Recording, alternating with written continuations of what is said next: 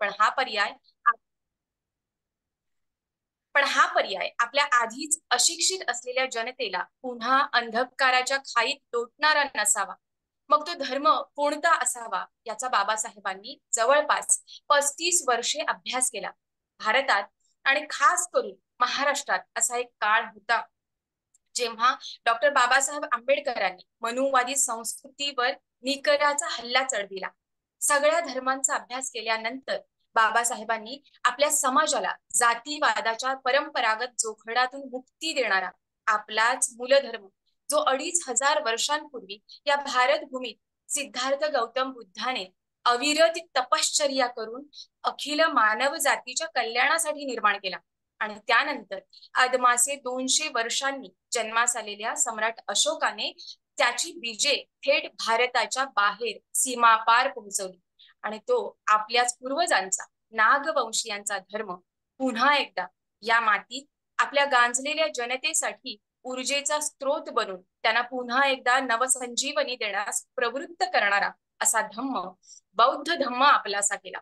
हे धर्मांतर ही एक क्रांतिकारी चळवळ होती, अशी चळवळ ज्याने अखंड भारताच्या पिढ्यानपिढ्या आणि युगानुयुगे चालत आलेल्या अनिष्ट रूढींना मुळापासून उखडून टाकले आणि एका संपूर्ण समाजाला एक नवी दिशा मिळाली, एक नवीन जन्म मिळाला आणि तोही रक्ताचा एकही थेंब न सांडता. हा एकाच जन्मी लाभलेला पुनर्जन्म मिळाला तो अचाट बुद्धी सामर्थ्य असलेल्या डॉक्टर भीमराव रामजी आंबेडकर यांच्या आयुष्यभर केलेल्या ज्ञान लालसेच्या तपस्येतून. मग गावोगावी धर्मांतर पोहोचले, तसे ते माझ्याही गावी पोहोचले. माझे आई वडीलही याच चळवळीत नवबौद्ध झाले. एक आश्चर्याची गोष्ट म्हणजे गावातल्या या एका वाडीत फार फार तर 40 कुटुंब असतील आणि त्यातही काही कुटुंब अजूनही धर्मांतराच्या विरोधात होती. इतर हिंदू धर्मीय विरोधात होते ते वेगळेच. या गोष्टीवरून धर्मांतर ही कल्पना आज दिसते तेवढी सोपी नव्हती हे लक्षात घेतले पाहिजे. अनेक गावातले लोक एकत्र येऊन त्यांनी धर्मांतराचा कार्यक्रम भैयासाहेबांच्या उपस्थितीत साजरा केला. हे केवळ धर्मांतर नव्हते तर आपल्या समाजाला लाभलेले आर्थिक, सामाजिक आणि राजकीय स्वातंत्र्य होते. या चळवळीचा परिणाम एवढा प्रखर होता की त्याच काळात आपल्या समाजातील स्त्रिया शिक्षित होऊन स्वतःच्या पायावर उभ्या राहू लागल्या. देव ही संकल्पना नष्ट होऊन त्यांची जागा समाज घडविणाऱ्या थोर समाज सुधारकांनी घेतली आणि प्रत्येक घरात तथागत गौतम बुद्ध, डॉक्टर बाबासाहेब आंबेडकर, क्रांतीसूर्य महात्मा ज्योतिबा फुले, क्रांतीमाता सावित्रीबाई फुले, छत्रपती शाहू महाराज, छत्रपती शिवाजी महाराज यांचे फोटो दिसू लागले. ज्या घरात स्त्री शिकली तिथून चुकीच्या बुरसटलेल्या कल्पना तडीपार झाल्या. त्याचा परिणाम म्हणजे अंधश्रद्धांना आळा बसला. ज्या समाजात स्त्री उघड्या डोळ्यांनी आणि ताठ मानेने जगते तो समाज यशस्वी पिढ्या घडवितो. आज आपला समाज पुढे जाण्यात आपल्या समाजातील स्त्रियांचा फार मोलाचा वाटा आहे, हे कदापि विसरून चालणार नाही. पण आता सगळंच काही आपण म्हणतो त्याप्रमाणे आलबेल असू शकत नाही. बाबासाहेबांनी धर्मांतर करण्याआधी एक गोष्ट निक्षून सांगितली होती, ती म्हणजे धर्मांतर केल्यानंतर दिवाणखान्यात बुद्ध आणि देवघरात खंडोबा चालणार नाही. ज्यांना हे मान्य आहे त्यांनीच धम्मदीक्षा घ्यावी. इतर धर्मीयांप्रमाणेच आज भारतीय बौद्ध धर्मीयांची परिस्थिती आहे. एखाद्या धर्मात जन्म झाला म्हणून त्या धर्माचं बिरुद चिकट. बौद्ध धर्मीय घरात जन्म झाला म्हणून आज अनेक जण बौद्ध धर्मीय आहेत. खास करून आताची नवीन पिढी. आपल्या आजूबाजूला 85% जास्त हिंदू धर्मीय लोक आहेत. त्यांचे सणवार सतत बारमाही चालू असतात. हे सण म्हणजे अंधश्रद्धांचं स्तोम माजविणाऱ्या ठिणग्या आहेत. या सगळ्याचा परिणाम सहज शिक्षण, सहज सुखासीन आयुष्य मिळालेल्या आपल्या नवीन पिढ्यांवर होत आहे. विहारात कधीच पाऊल न टाकणारी मुलं चंगळवाद असलेल्या गणपतीच्या मिरवणुकांना आवर्जून जातात, भजनं करतात, पण त्यांना बुद्ध वंदना पाठ नसते.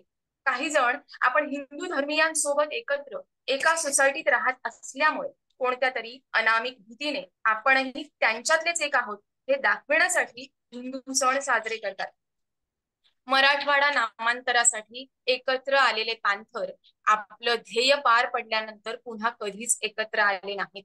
त्याचं कारण प्रत्येकालाच नेता व्हायचं होतं. आज आपण एवढे विखुरलेले आहोत की एकत्र येण्यासाठी कोणतं कारणच दिसत नाही आणि आपल्याला ते आपल्याला दाखवलं जात नाही. संपूर्ण भारताचं सोडा, पण आज ज्या ताकदीचा नेता आपल्या समाजाला हवा तसा नेता महाराष्ट्रात एकही नाही, हे सत्य आहे. आणि ते स्वीकारल्याशिवाय आपला समाज एकत्र आणणारा नेता आपण मिळवू शकत नाही. बाबासाहेब गेल्यानंतर पोरका झालेला समाज आजही पोरकाच आहे, असे खेदाने म्हणावे लागेल. आपला समाज एकत्र आणायचा असेल तर ख्रिश्चन धर्मियांप्रमाणे विहारात रविवारी हजर राहणे सक्तीचे करणे हे होय. जो येणार नाही त्यास बौद्ध धर्मीय असल्याचा दाखला देऊ नये. ते संपूर्ण भारतात जिथे कुठे असतील तिथून जवळ असलेल्या विहारात त्यांनी त्यांची नोंद करून घेणे बंधनकारक करावे.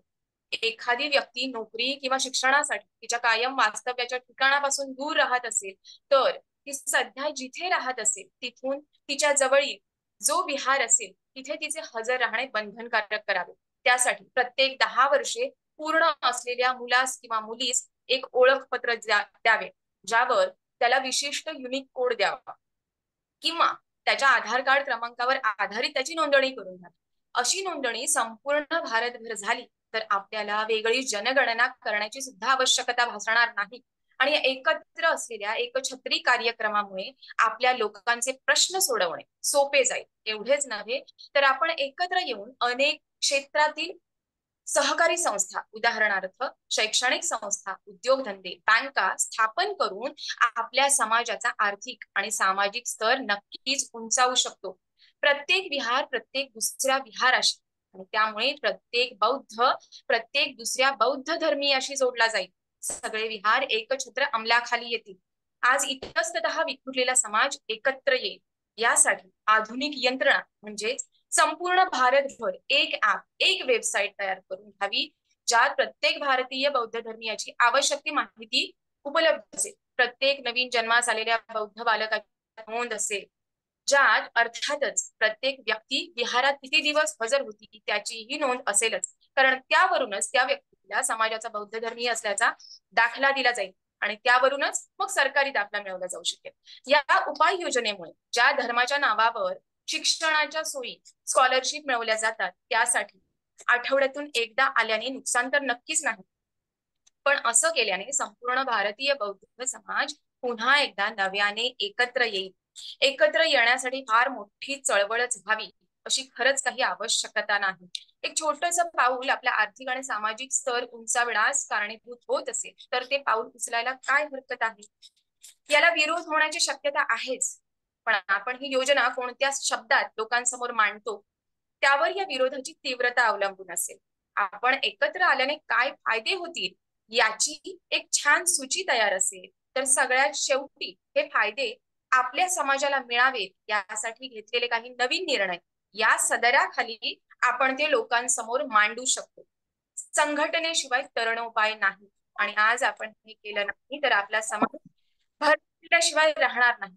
कारण बाबासाहेबांनी सांगितलेल्या शिका, संघटित व्हा आणि संघर्ष करा, यातील शिका आणि संघर्ष करा या 2 गोष्टी भले आपण अंमलात आणल्या, पण दुर्दैवाने आपण सगळेच आजही संघटित नाही. आणि संघटित व्हायचे असेल तर आता त्वरित ही संघटना सक्तीची करण्याशिवाय दुसरा कोणताच पर्याय नाही.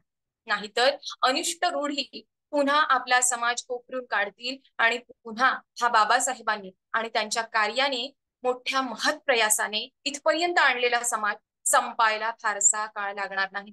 ही सक्तीची ॲलोपॅथीची गोळीच इथे काम करू शकेल. धन्यवाद. नमो बुद्धाय. जय. शिल्पा जाधव मॅडम, बुद्धिस्ट सेमिनरीचं या ठिकाणी आपल्या माध्यमातून एक नवं पाऊल उचललं गेलं. बुद्धिस्ट सेमिनरीच्या दुसऱ्या सत्रामध्ये आणि प्रबंधाच्या या 6व्या सेशनमध्ये आपण सहभागी झालात. हे एक ऐतिहासिक पाऊल आहे.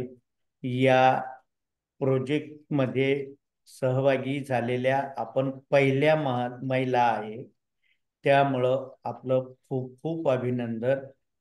यामध्ये एक प्रश्न आहे आपल्याला की आपण हे सगळं सक्तीचं करावं असं म्हटलं तर ही सक्तीचं बाबासाहेबांच्या स्वातंत्र्य या जीवन मूल्याच्या विरोधात आहे असं नाही वाटत आपल्याला?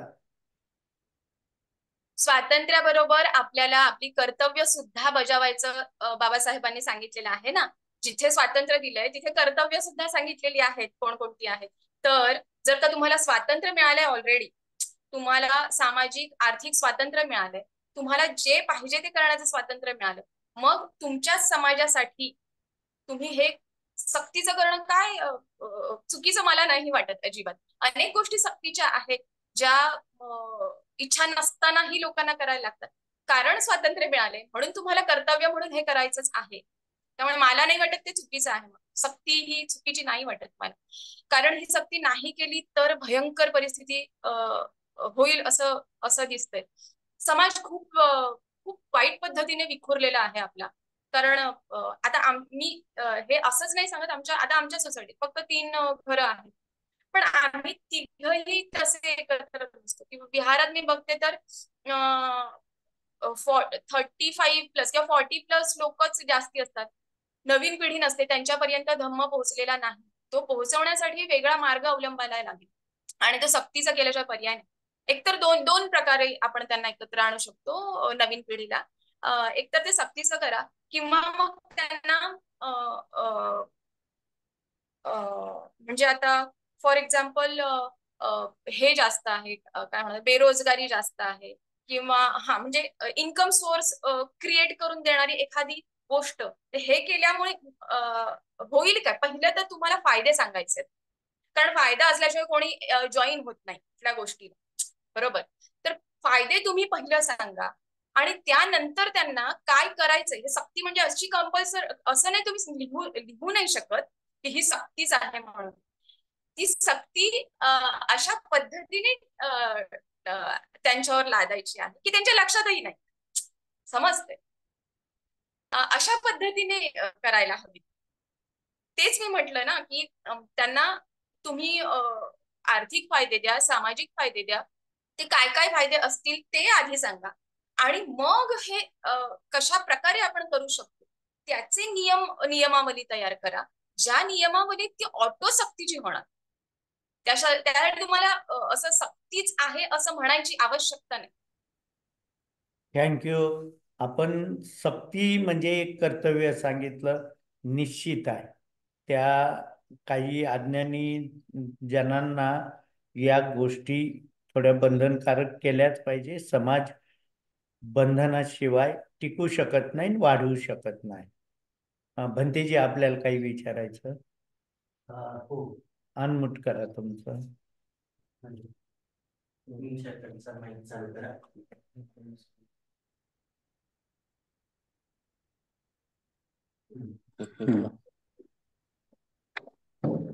ॲलोपॅथीची गोळी कोण्या कंपनीची आहे तेवढंच विचारायचं. कंपनीचं नाव काय आहे? ॲलोपॅथीच्या गोळीच्या कंपनीचं नाव काय आहे?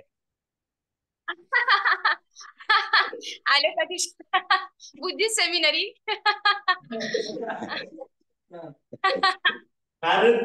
छान. साधू साधू साधू. साधू.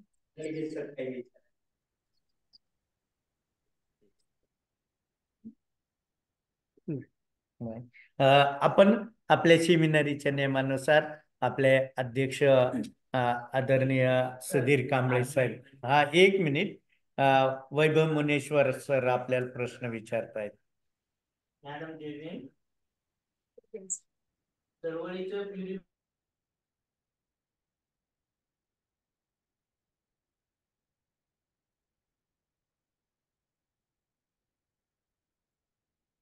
आवाज येत नाहीये सर.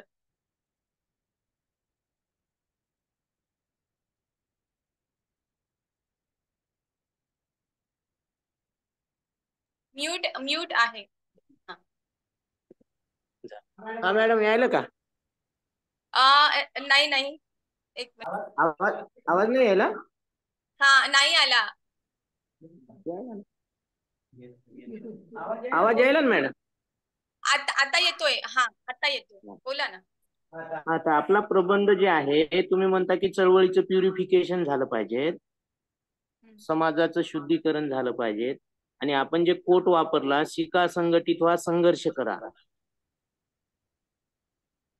मग जेव्हा आपल्याला समाजाचं प्युरिफिकेशन करायचं आहे आणि आपण प्रचार प्रसार करणारे जर बाबासाहेबांचे वापरू लागलो तर तुमचा एको एको येतोय सर साऊंड. आता यायला का सर? हा मॅडम एको एको आवाज येतोय. येतोय? आवाज ना एको येतोय तुमचा. तर प्रश्न समजला.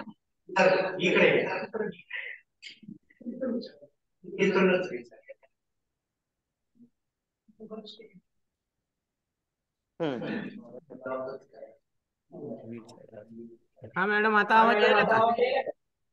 हा बोला बोला. हा हॅलो चालू केलं का? हा बोला बोला सर. माईक कर. माईक माईक चालू हा चालू मॅडम. आहे. हा बोला. माझा प्रश्न असा होता की आपण चळवळीचं प्युरिफिकेशन करायचा जो विचार करत आहात त्यामध्ये प्रचार प्रसार करणारे लोक जर बाबासाहेबाचं चुकीचं कोट वापरत असू तर, जसं तुम्ही शिका, संघटित व्हा, संघर्ष करा असं कोट वापरलं, तर मला वाटतं या अनुषंगानं पण प्रचार प्रसार करताना पण अपडेट होणं खूप महत्वाचं आहे. काय काय सॉरी. तुम्ही जे कोट वापरलं बाबासाहेबांचं, हा शिका, संघटित व्हा, संघर्ष करा, हा हा तर ते कोट बरोबर आहे. शिका, संघर्ष करा आणि संघटित व्हा हा असं आहे रे. माहिती आहे मला ते. झालंय म्हणजे जसं आपण म्हणत आहोत की आपल्याला लोकांना योग्य ट्रॅकवर आणायचं आहे, तर आपल्याला सुद्धा खूप सावध राहावं लागेल एवढाच प्रश्न होता.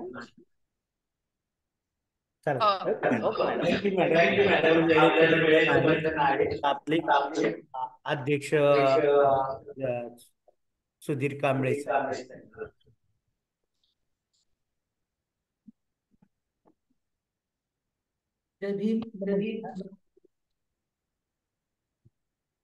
आपला प्रबंध आम्ही ऐकत होतो आणि याच्या प्रबंधाची दोन शब्द माझ्या लक्षात आले.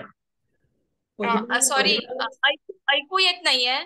साऊंड एको होतोय. 2-3 जणांचे मोबाईल चालू आहेत का तिथे जवळपास?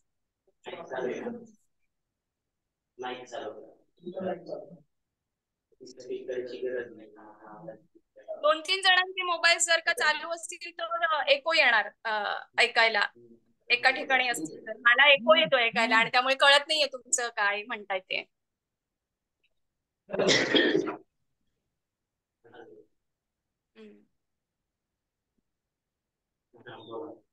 आता आवाज ऐकू येतो?